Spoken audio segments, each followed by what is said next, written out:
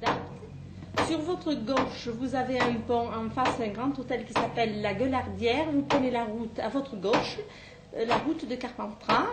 Vous filez tout le grand cours avec des platanes. Vous le suivez jusqu'au bout. Là, vous rencontrez encore un pont que vous traversez.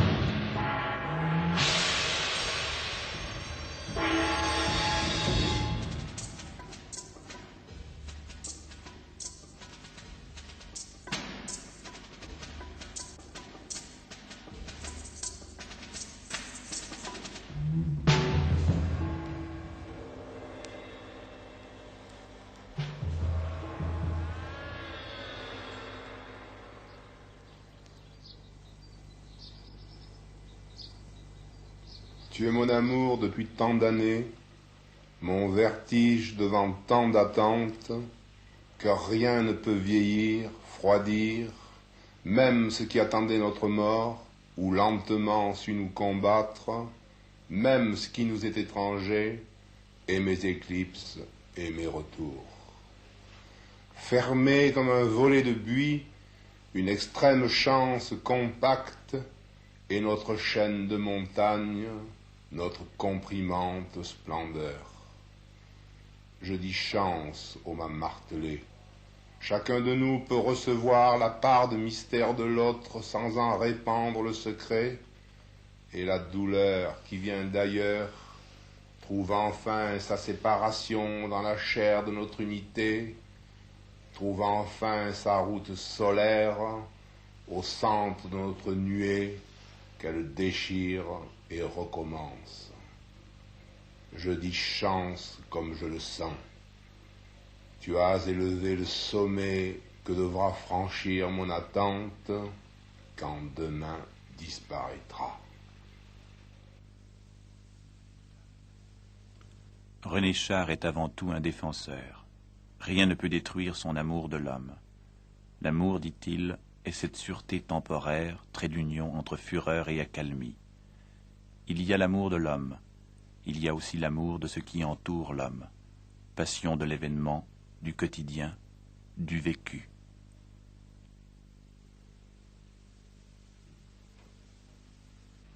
Un oiseau chante sur un fil cette vie simple à fleur de terre. Notre enfer s'en réjouit. Puis le vent commence à souffrir et les étoiles s'anavisent, ô folle de parcourir tant de fatalités profondes.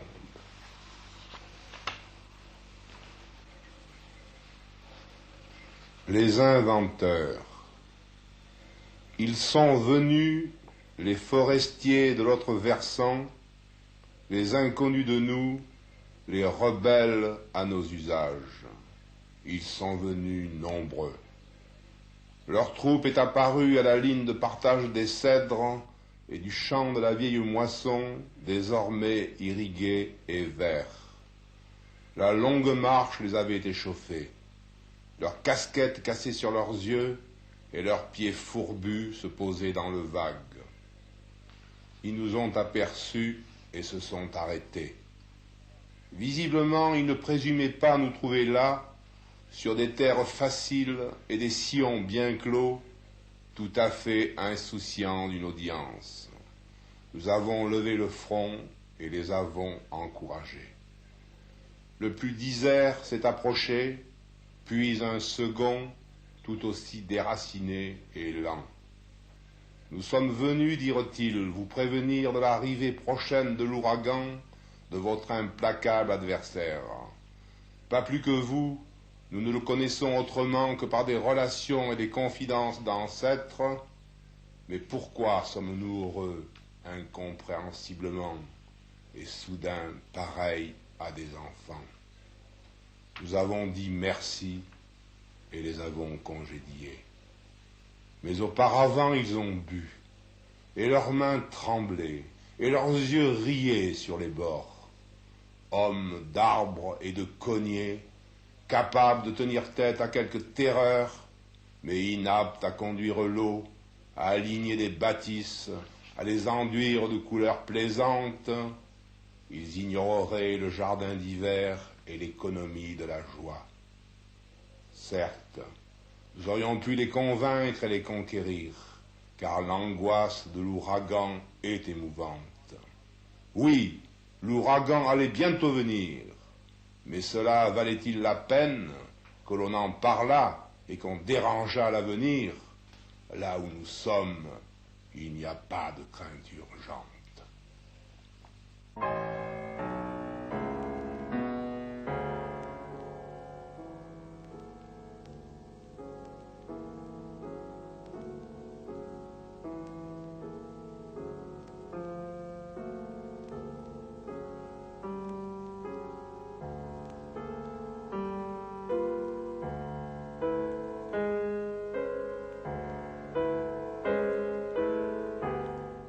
La poésie doit dire la vérité.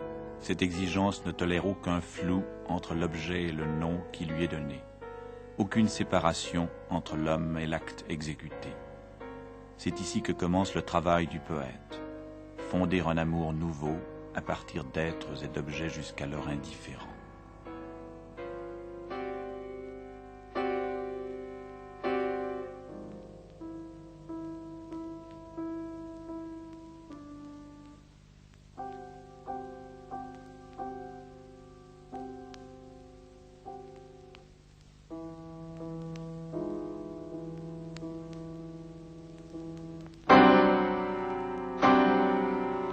La liberté n'est pas ce qu'on nous montre sous ce nom.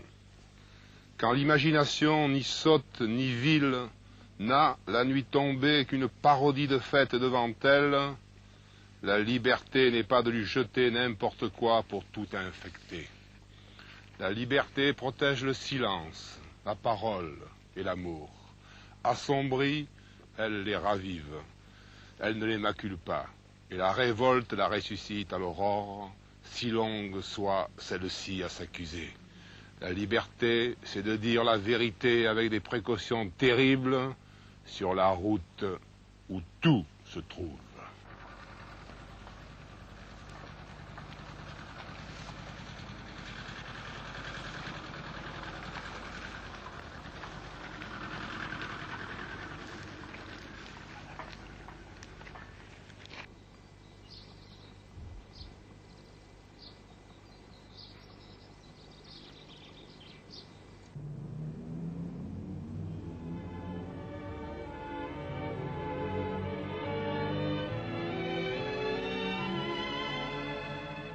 René Char a vécu la résistance. Le capitaine Alexandre, c'était lui, un combattant du maquis de Céreste. En compagnie d'autres hommes, il a poursuivi sa recherche de vérité et de justice. Il a voulu être du bon, n'être pas du festin son épilogue. Mais le temps a passé. Le bon s'est fait, le festin également. Il reste des amis morts, des amis fusillés, des amis encore vivants.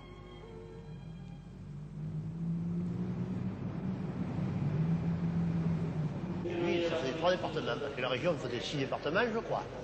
Quelle sorte d'homme c'était dans le maquis? Lui, oh, il était dur. Puis vous savez, il était ferme, puis alors juste. Hein. Voilà, comme ça. Et j'ai jamais vu trouver un chef de son genre. Il n'y a rien à faire. Parce que quand lui vous disait quelque chose, c'est que vraiment, il avait un motif. Et puis, je vous dis, il était précis. J'ai fait peut-être, je ne sais pas combien de missions pour lui. Mais c'était toujours vraiment... Ce qu'il disait, ça se réalisait. Et là, il y avait du goût à travailler dans ce genre, vous comprenez. Mais quand on vous envoie à certains endroits et puis qu'il faut retourner bredouille, ça ne marche pas.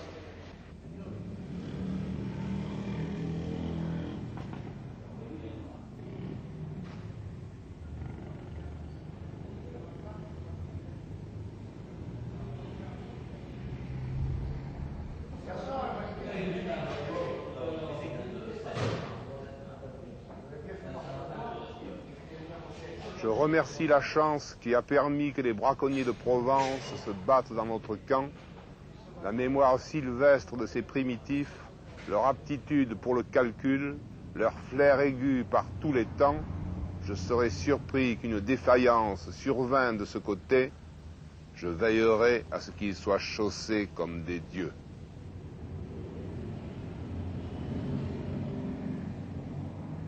Nous commençons toujours notre vie sur un crépuscule admirable. Tout ce qui nous aidera plus tard à nous dégager de nos déconvenus s'assemble autour de nos premiers pas.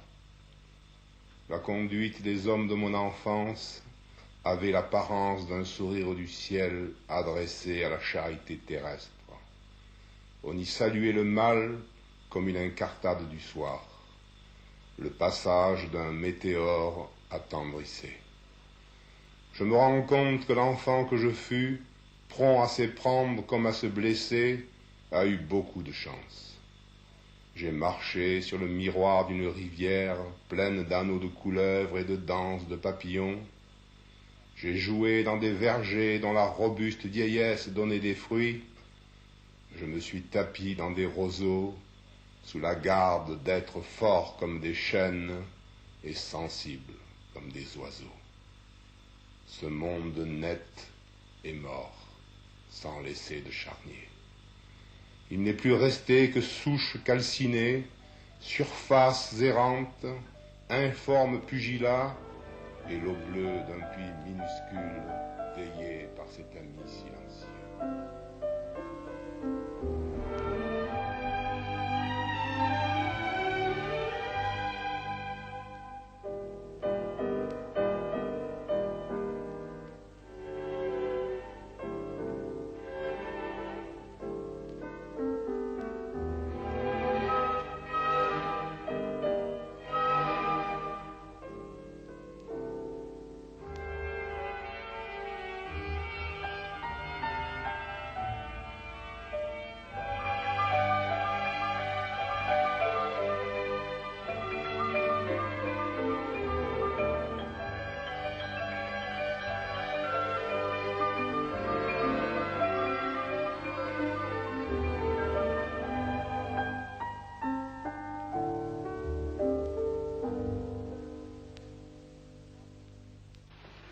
Braque, lorsqu'il peignait à Sorgues en 1912, se plaisait après le travail à pousser une pointe jusqu'à Avignon. C'est sur les marches du fol escalier extérieur qui introduisent au palais des papes que toujours le déposait sa rêverie. Il s'asseyait à même la pierre et dévisageait en la convoitant la demeure qui n'était solennelle et au passé que pour d'autres que lui. Les murs nus des salles intérieures le fascinaient. Un tableau accroché là, s'il tient, pensait-il, est vérifié. Il attendit pour savoir l'année 1947, année au cours de laquelle ses œuvres y furent mises en évidence.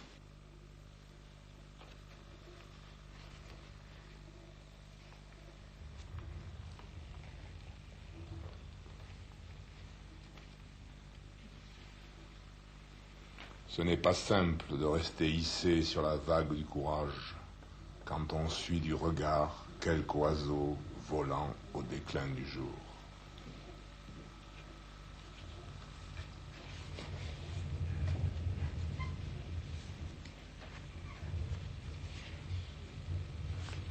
Merci d'être sans jamais te casser, Iris, ma fleur de gravité. Tu élèves au bord des eaux des affections miraculeuses, tu ne pèses pas sur les mourants que tu veilles, tu éteins des plaies sur lesquelles le temps n'a pas d'action, tu ne conduis pas à une maison consternante, tu permets que toutes les fenêtres reflétées ne fassent qu'un seul visage de passion, tu accompagnes le retour du jour sur les vertes avenues libres.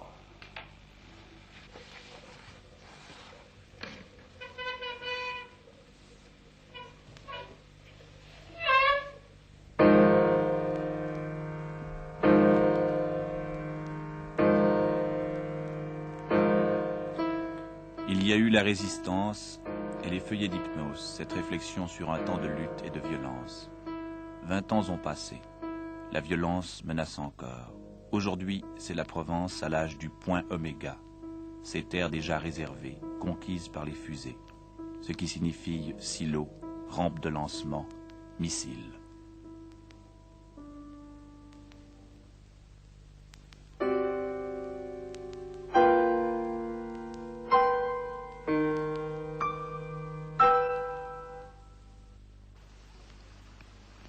Ces notes n'empruntent rien à l'amour de soi, à la nouvelle, à la maxime ou au roman. Un feu d'herbe sèche eût tout aussi bien été leur éditeur. La vue du sang supplicié en a fait une fois perdre le fil, a réduit à néant leur importance. Elles furent écrites dans la tension, la colère, la peur, l'émulation, le dégoût, la ruse, le recueillement furtif, l'illusion de l'avenir, l'amitié, l'amour. C'est dire combien elles sont affectées par l'événement. Ensuite, plus souvent survolées que relues. Je songe à cette armée de fuyards, aux appétits de dictature, que reverront peut-être au pouvoir dans cet oublieux pays ceux qui survivront à ce temps d'algèbre damné. Amer avenir, balle parmi les rosiers.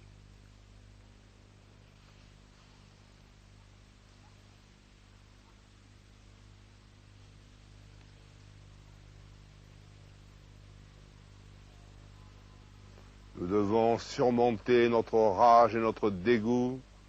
Nous devons les faire partager afin d'élever et d'élargir notre action comme notre morale. Imagination, mon enfant. La mémoire est sans action sur le souvenir est sans force contre la mémoire, le bonheur ne monte plus. Les yeux seuls sont encore capables de pousser un cri.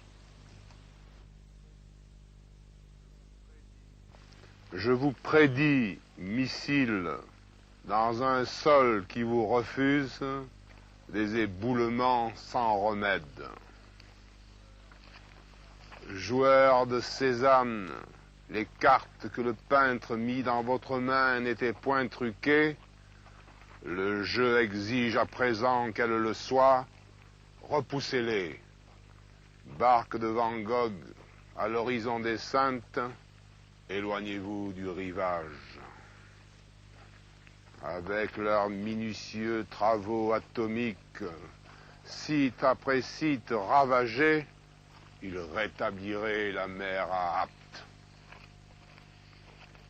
Tout finit par mourir, excepté la conscience qui témoigne pour la vie.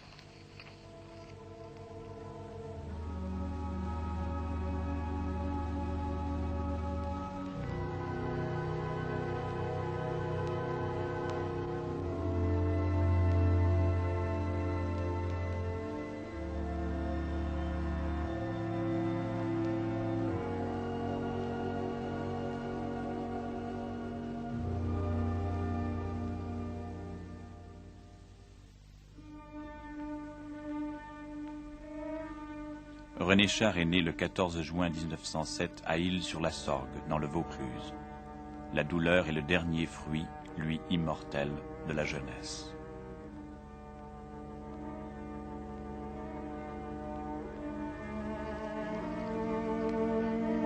Je suis né comme le rocher avec mes blessures, sans guérir de ma jeunesse superstitieuse. À bout de fermeté limpide, j'entrai dans l'âge cassant. En l'état présent du monde, nous étirons une bougie de sang intacte au-dessus du réel et nous dormons hors du sommeil.